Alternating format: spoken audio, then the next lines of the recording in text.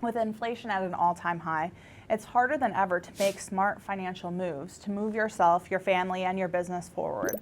But that's exactly what we're going to talk about today, how to move yourself financially forward by making these specific moves. Hi, I'm Olivia Kirk. I'm Tim Urich. We're from Tier 1 Capital, and we're here to show you how to regain control of your money. And that's a key point. So according to the Bureau of Labor and Statistics, from 2020 through the end of 2023, inflation is up 21.4%. So what that means is what used to cost $100 in 2020 now costs $121.40. Which is crazy, especially because incomes, as we all know, aren't going up.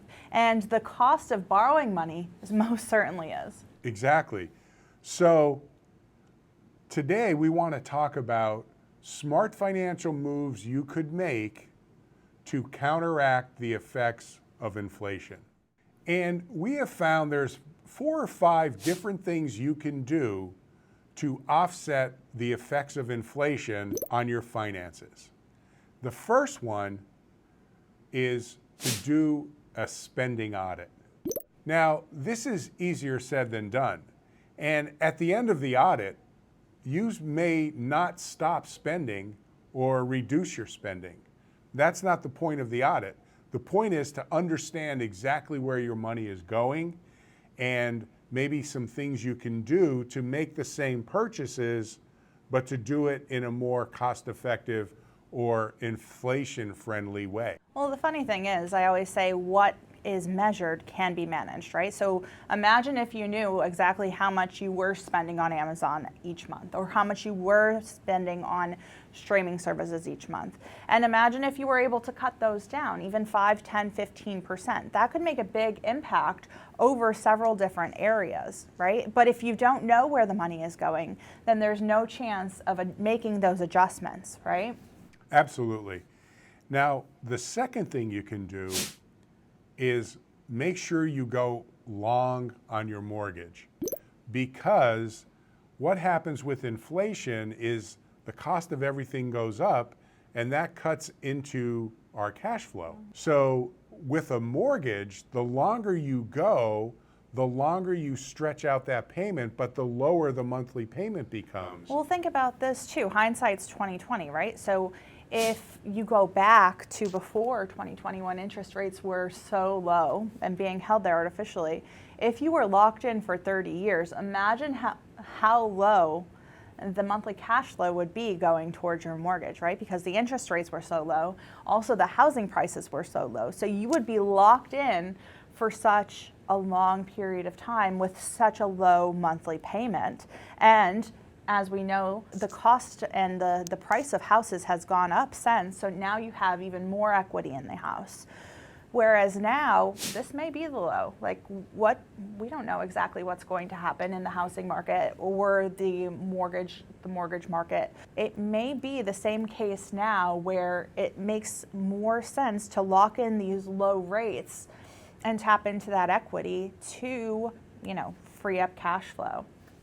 Yeah, that makes sense. Now, the third thing you can do, because again, what are we trying to do? How do you offset inflation? Well, you offset it by having more cash flow, more spendable income. And another thing you can do is to only contribute to your retirement plan up to the company match. And what that allows you to do is to have more monthly disposable income or spendable income or cash flow. Or savable income at the same time, right? But savable in a place where you have full liquidity, use, and control of that money, instead of somewhere where the government determines the rules as to when you could access it, how much of a penalty, how much taxes are going to be imposed on those funds. Now, another thing you can do to offset inflation is to not pay cash for anything. Now, you might be out there saying, well, wait a second. If inflation is going up at a rapid rate, that means the cost of everything we're buying is going up. Shouldn't we just pay cash, get it out of the way, and this way we're buying it at the lowest price today? I get that. I understand that. But at the end of the day, you're using all of your money to make the purchase Now you don't have any money. Now, when you get into an emergency or an opportunity comes up, you don't have access to money. If you want to get through that emergency or you want to take advantage of that opportunity, what do you have to do? You have to borrow. And if inflation is higher, you're borrowing at higher rates.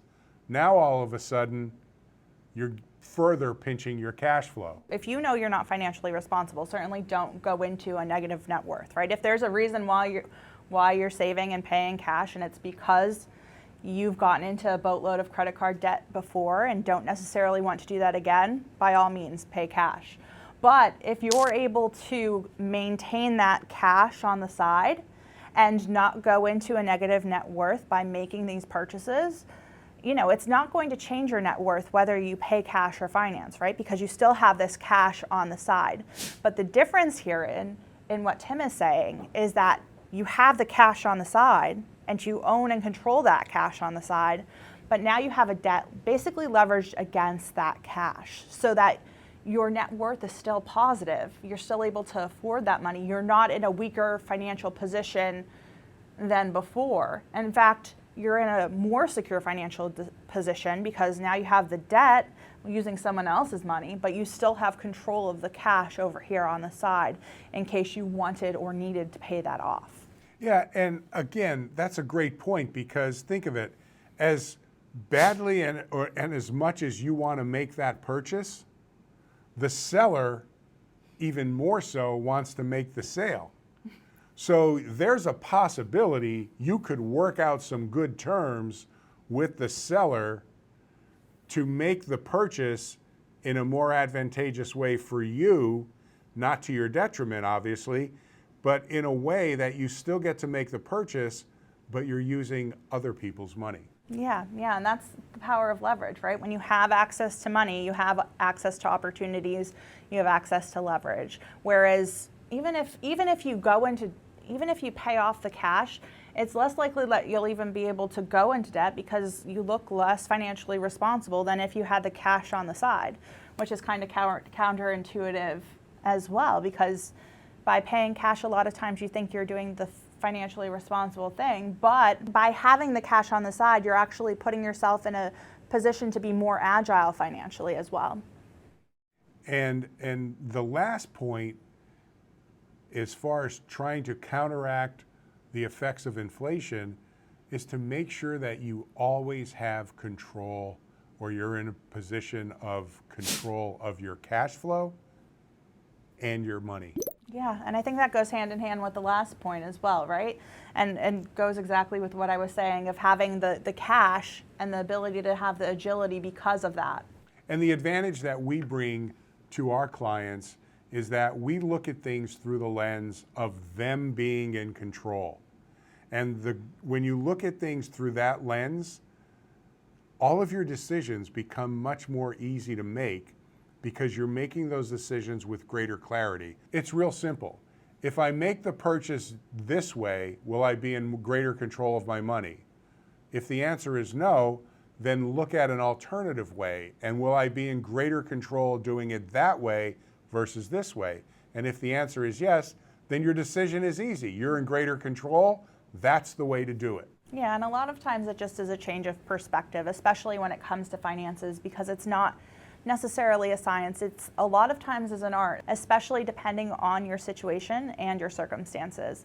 If you'd like to learn more about how to put our strategies to work for your specific situation, be sure to check out our website at tier1capital.com and schedule your free strategy session today. Also, if you like this video, be sure to check out these two. We picked them out special for you. Thank you so much for watching our video. And remember, it's not how much money you make. It's how much money you keep that really matters. We'll see you in the next one.